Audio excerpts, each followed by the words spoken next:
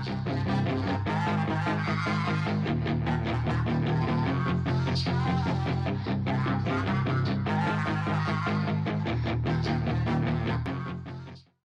up, guys? Barry Gaming here, back with some more Idle Heroes, and today we're back on the main account. We're going to be doing a little bit more of an optimal setup for Star Expedition. Now, just to remind you guys, if you guys didn't check out yesterday's video, we do have the Blessing of Stars letting us use one prefix 4-set piece and one suffix 4-set piece, and the ones we're going for are Osis, as always, for the boss, and Foresight. Foresight seems like a pretty solid one overall. Increases crit rate, crit damage, or all damage dealt for 15 rounds in energy. So the combination of them, it just kind of works out pretty good. We are, however, doing one big difference here, and that is on our Celestial Island. We finally split our power pretty much between two different islands. So as you see, we have Vesa over here. We have Eos over here. We pretty much have them both around the 50 to 60 range on all the nodes. They're a little different here and there, but overall they are very similar, because here's one thing we need to do with our formation, because remember, we need to be in our formation. There's a couple things we need to have correct. Number one is we want Eos to have slightly more attack than the Vesa. We also want the Eos to have faster speed than the Vesa. This is the combination we want to be running here.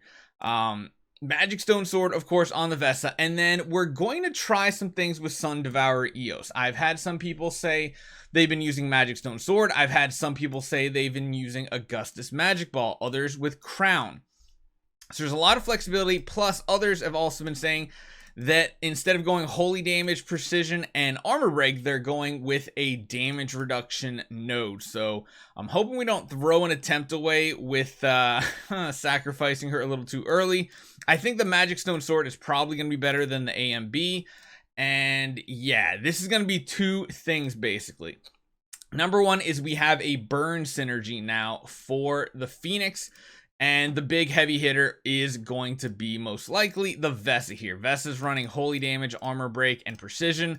The only reason why I'm not running crit damage on either one of them is going to be because we also have this 4-set for Foresight. After launching basic attacks, increases self-damage, all damage dealt by 30% and increases 30 energy. After releasing an active skill, increases self-crit rate by 30% and crit damage for 100% for 2 rounds. So I'm kind of thinking we might cap out on that. The other thing is there is a more optimal way to run this team as well, and that is running 4 carries with like no gear, nothing, because they need to be one-shot, but getting them to V3. Now the big reason why a V3 carry is important is because you notice here you'll always get, one extra layer of spirit power whenever another hero on the battlefield dies. Well, with her at V3, there's an additional 30% chance to instead gain 2 layers to get an extra layer. So that right there is more sacrifices to the cause, is more sacrifices to Osis, which is the important part here, because whenever anyone dies in the battle, increases all allies attack by 10%, holy damage by 10%, all damage dealt by 10%, and your crit rate by 20% for all 15 rounds. So it keeps going, a 15 round compounded setup here. So let's see how this actually works out. I'm hoping Magic Stone Sword is going to be good enough here. We've been doing okay on damage overall. I haven't done my attacks, and today is going to be a good one for 3 solid attempts. So we're going to change this over to the Star Expedition setup. I'm hoping I got everything set up. If I didn't, we'll find out pretty quickly here. All right, so Eos going first. That is correct. That's looking good. We got the shields. We have Magic Stone Sword working fine. Okay, this is all right. Get the shield going again. The whole thing is we just got to keep Eos going. Those control effects can be really annoying here. I think this is going to be enough to keep them alive. Now, if we did drop Magic Stone Sword on Eos, we could run A and B, which essentially is like 4% more attack. That could be good. And again, we're only using 5-star carries, so we're not going to get like the max kind of stats possible. But we are using the Phoenix, which is a good synergy here because we constantly have that burn up for that increased damage. So let's watch the damage from Eos. 3.9, nothing like super significant. This next round is going to be a big one for our Vesa though. 3.6 billion every single hit. So what is our damage looking like? This is what I'm talking about. This is essentially doubling, more than doubling the damage that we did yesterday. Look at that damage right there. This is supposedly what everybody's talking about as the best setup right now for Star Expedition. 2.1 trillion, right? Right, that's millions, that's billions. Yeah, 2.1 trillion damage. So that's pretty solid. Let's see if we can replicate it again.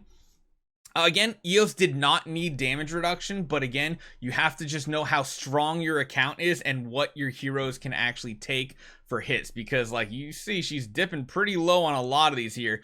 The actives and giving those shields from the Vesa is really what's keeping her going. We might actually kill him this time, which, I mean, might hurt our overall damage numbers for the sake of the video, but overall should be pretty good. All right, so that's fine. Yeah, her losing that energy, that's what we want. We don't want Vesa going first. We want Eos going first. We have a big active right here, 2 billion a hit. That is solid. We have another Phoenix active. Looks like we're going to get one more active off from each of them, and it's probably going to kill him right here.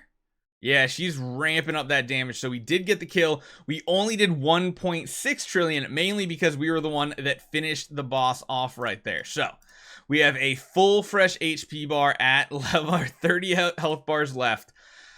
Okay, so this one we can do max benefit, and we are running the Magic Stone Sword. We're going to stick with that today and see how it actually turns out. Again, Magic Stone Sword seems to be a good route of going. Tomorrow we might test AMB. Is there a tomorrow?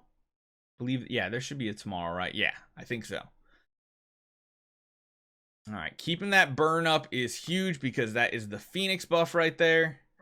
Big active from Vesa giving huge shields over to Eos, which is just, man, that saves her so much.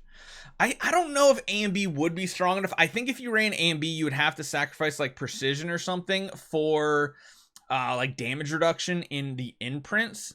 But I'm definitely liking the way this is built right here with not running crit damage either. It feels pretty solid so far. 2.8, that was really good active right there. Looks like we're gonna get one more active in round 15, which is perfect from the Vesa. How much damage? 2.1, 2.2. So nothing like huge there. Oh, wait a minute, hold on. Is that number correct? I gotta follow. No, wait. Why did it do so little there? Did something happen? Or am I? Oh no, that's 2.89. Yeah, that's that's more. For a second there, I thought it said 289 billion. I really wish there were commas in this game. Comma there.